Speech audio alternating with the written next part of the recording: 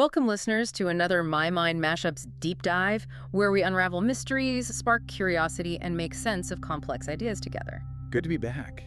And today, we are wading into waters that, until very recently, were considered completely off limits for serious conversation. Off limits is, wow, that's putting it mildly. We're talking about the phenomenon formerly known as UFOs. But before we get into all the data, and we have a lot of it, I just want to take a second.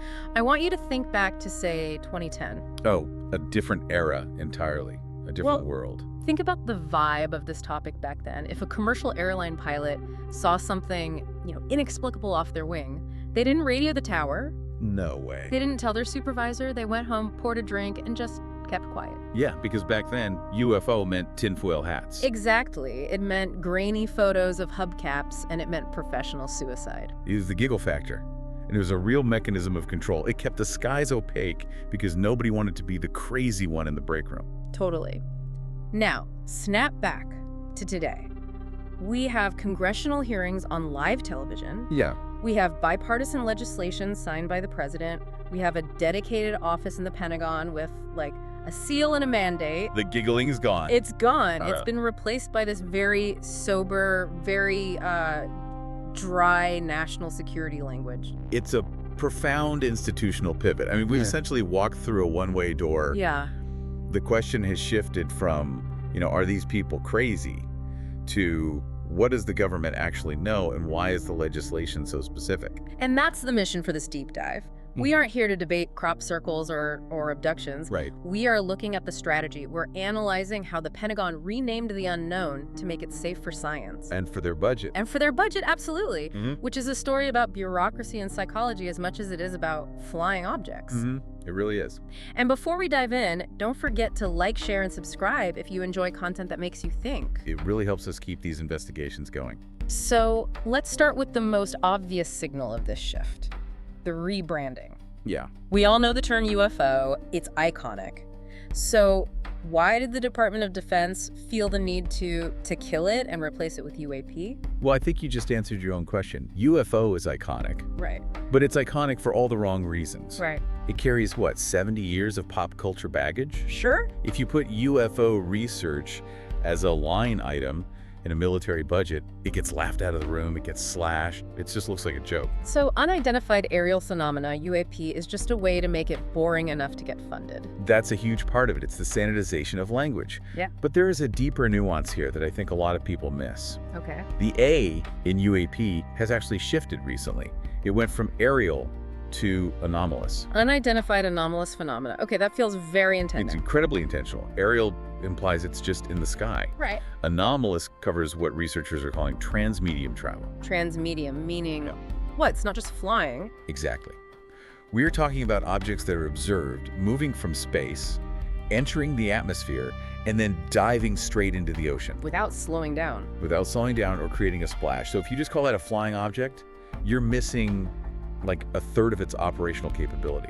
Oh. The language had to expand to fit the data they were actually seeing. That's deeply unsettling. A splashless entry from the atmosphere to the ocean implies a level of physics we just don't really have a handle on. We don't, and that's why the rebrand was so crucial. I mean, you can't get serious scientists to study flying saucers. No.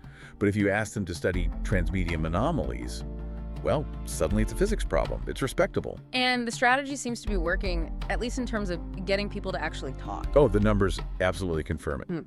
In 2021, the first big report from the Director of National Intelligence, it covered a 17-year period. Okay. And it only found 144 reports. Which is nothing. That's a statistically insignificant number for global aviation. It's basically, 144 people brave enough to risk their careers. Right. But fast forward to late 2024. The new office, ARRO, is looking at over 750 active reports. Whoa. And some of the internal databases are citing numbers as high as, 1,600. So we went from a trickle to an absolute flood in roughly 3 years. And that's the key takeaway here. The phenomenon itself likely isn't happening more. The reporting is. The recording is. This is normalization through volume. By creating a boring bureaucratic form to fill out, the extraordinary just becomes data. You're turning a ghost story into a spreadsheet. Exactly. But I want to push back on the timeline a little bit. This didn't feel like some slow, gradual evolution. It felt like a dam broke. You're right. It wasn't gradual. There was a specific catalyst, December 2017. The New York Times article. Glowing auras and black money. It revealed that the Pentagon had been secretly running a program called ATIP. The Advanced Aerospace Threat Identification Program. That's the one. I remember when that dropped, it was so surreal because it wasn't some tabloid. It was the paper of record saying, yes, the government spent $22 million studying UFOs. And not just studying them. They released, or I should say they confirmed, the videos. The Tic Tac. The Tic Tac. Let's just spend a minute on the Tic Tac because I think people get so used to hearing the name, they forget how profoundly weird that encounter was. This wasn't some fuzzy light in the sky. No, not at all. This was Commander David Fravor, a Top Gun pilot, engaging an object in broad daylight. Okay. It was a solid white object shaped like a Tic Tac candy, maybe 50 feet long, no wings, no rotors, no exhaust plume, nothing. And the movement was the thing that broke everyone's brain. That's the physics problem. It was mirroring his movements. Then it accelerated from a dead standstill to just gone in seconds. And the radar data backed it up. The radar data from the USS Princeton was even crazier. It showed these objects dropping from 80,000 feet to sea level in less than a second. Okay, let's just pause on that. 80,000 feet to zero in under a second. What does that do to a pilot inside that craft? It turns them into soup. The G-forces involved in that maneuver are in the hundreds, maybe thousands. A human can withstand, what, 9 Gs for a second? Maybe. Yeah. The F-18 airframe itself would just disintegrate this thing. It just ignored air resistance and inertia. And that's what I mean by the aha moment. It's not just that it was fast, it's that it didn't interact with the air the way matter is supposed to. Which brings us to what some analysts call the reactive disclosure loop. That sounds like a fancy way of saying the government got caught with its hand in the cookie jar. It essentially is. I mean, look at the pattern. The videos leaked years before the government acknowledged them. Right, 2007, then again in 2017. The government ignored them. Then public pressure mounted. And only then did the Navy finally come out and say, yes, these are our videos. So they aren't leading the charge toward transparency. They're being dragged, kicking and screaming by leaks. It strongly suggests that the disclosure we are seeing isn't some benevolent gift. It's damage control.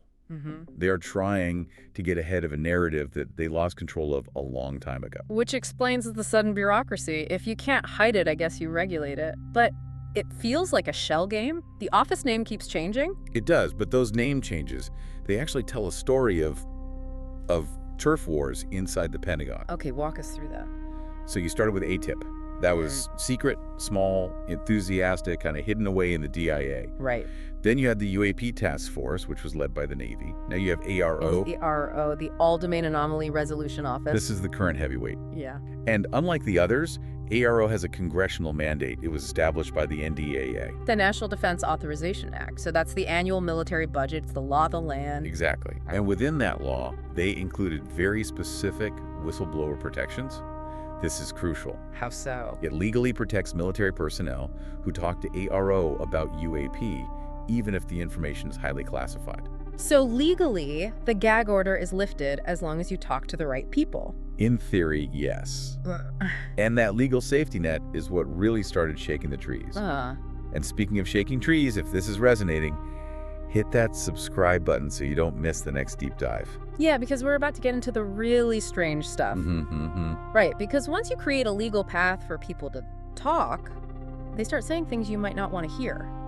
And this brings us to something called Kona Blue. Kona Blue. This is one of those details that feels like it shouldn't be public, but it is. It sounds like a Gatorade flavor, but I'm guessing it's definitely not. Not at all. In ARO's own historical report, which was actually designed to debunk these kinds of rumors, they admitted it. Admitted what? That a proposal called Kona Blue existed within the Department of Homeland Security. DHS. And what was the proposal for?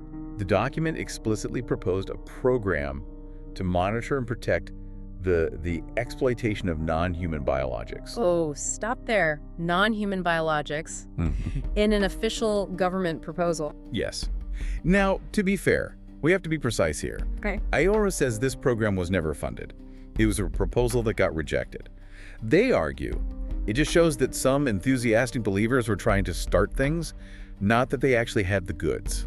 But hold on, you don't draft a formal proposal to the Department of Homeland Security to exploit non-human biologics unless you are under the impression that there is something to exploit. That is the big counter-argument, the fact that high-level officials and scientists felt confident enough to put that specific phrase on paper. Yeah.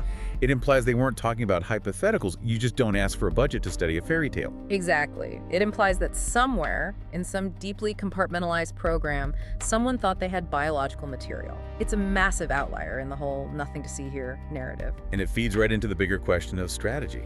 Like, why are they even admitting this proposal existed?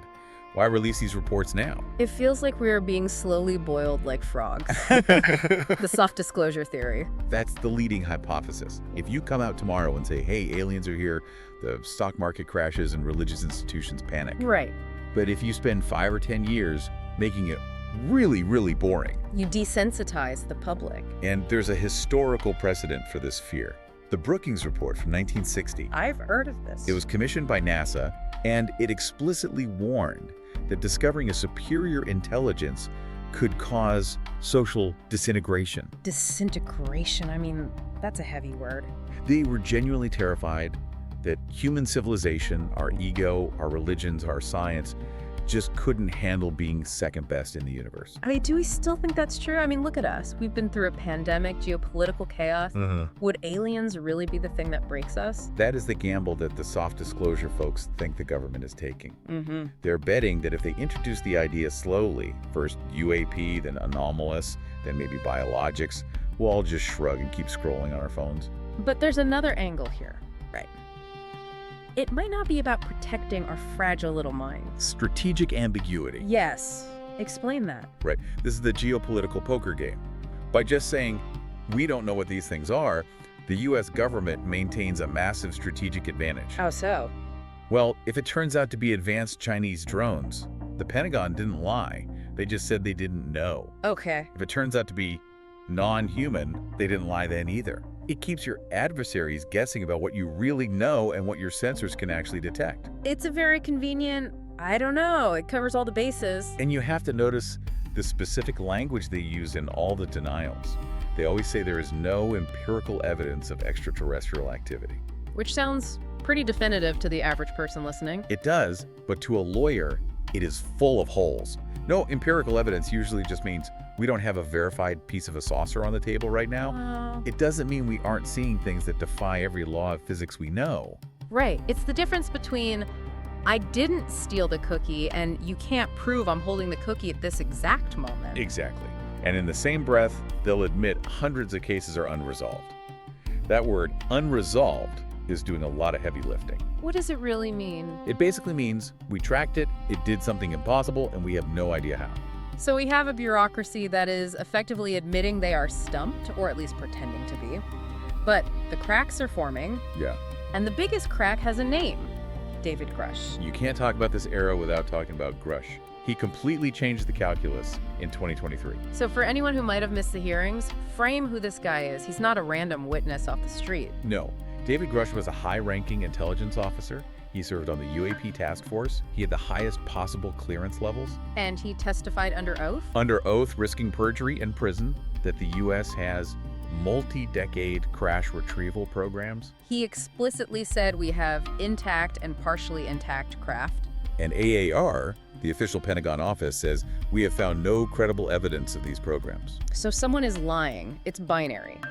Either a high-ranking intelligence official perjured himself before Congress, or the Pentagon's official office is lying to the public.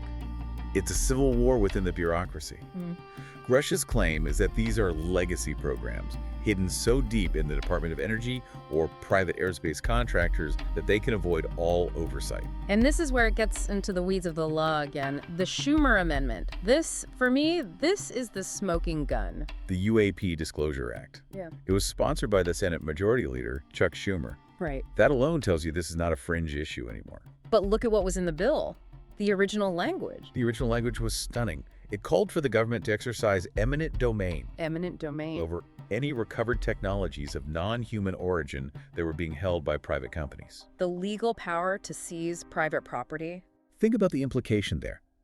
You do not write legislation to seize non-human technology from a Lockheed Martin or a Raytheon unless you have a very strong suspicion that they have it. You don't write laws for ghosts. Who don't? That's the point that keeps me up at night. If there's nothing there, why did the defense contractors and their allies lobby so hard to kill that specific part of the bill? And they did kill it. The final passed version was completely gutted. Yeah. The eminent domain clause was removed, the independent review board was removed. Which tells you everything, doesn't it? If it was all just nonsense, they would have let it pass and said, go ahead, look in the warehouse, it's empty. Exactly. Yeah. The ferocity of the fight against the amendment suggests there is something physical worth fighting over. It suggests the issue isn't whether the tech exists, but who owns it. So we have a gutted bill, a whistleblower claiming we have actual craft, and a public that is strangely calm about all of it. Like, comment, and subscribe to hear more My Mind MashUps deep dives. By the way, we track the cover-up so you don't have to. It really is a strained calmness. We've moved from ridicule to routine without ever really getting a clear answer. So where does that leave us? What's the state of play right now? I think we're in a state of normalization. The government has successfully reframed the entire conversation. UAP is no longer a monster in the closet. Right. It's a flight safety hazard. It's a sensor calibration issue. It's a domain awareness gap. They took all the magic out of it? They made it mundane. Yeah. And that might be the smartest thing they ever did. If you make potential aliens a paperwork problem, nobody panics. It reminds me of what we said at the start. The world didn't end when the Pentagon admitted UFOs are real. We just kept scrolling. And maybe that's the ultimate success of the entire program. Nothing to see here, folks. Just some unidentified anomalous phenomena in Sector 4. Just another Tuesday. Exactly. I want to leave our listeners with one final thought then. We talked about how NASA is looking for life out there, and the Pentagon is looking for anomalies down here. Two sides of the same coin, really. So NASA is hunting for technosignatures, signs of technology in deep space. The Pentagon is hunting for anomalous performance in our atmosphere. If they are both preparing us for the same revelation and this soft disclosure strategy keeps working, You have to wonder. would we even notice when the real disclosure happens? Or has the bar been raised so high that unless a saucer lands on the White House lawn during the Super Bowl, we'll just swipe to the next video? That is the ultimate question, isn't it? Yeah. Have we been desensitized so effectively that the greatest discovery in human history will just feel like another software update? Something to mull over tonight. Find My Mind MashUps everywhere you listen. Amazon Music, Audible, Facebook, Pocket Casts, Spotify, TikTok, and YouTube. And drop your thoughts in the comments. Your perspective could shape our next deep dive. Thanks for listening. Stay curious.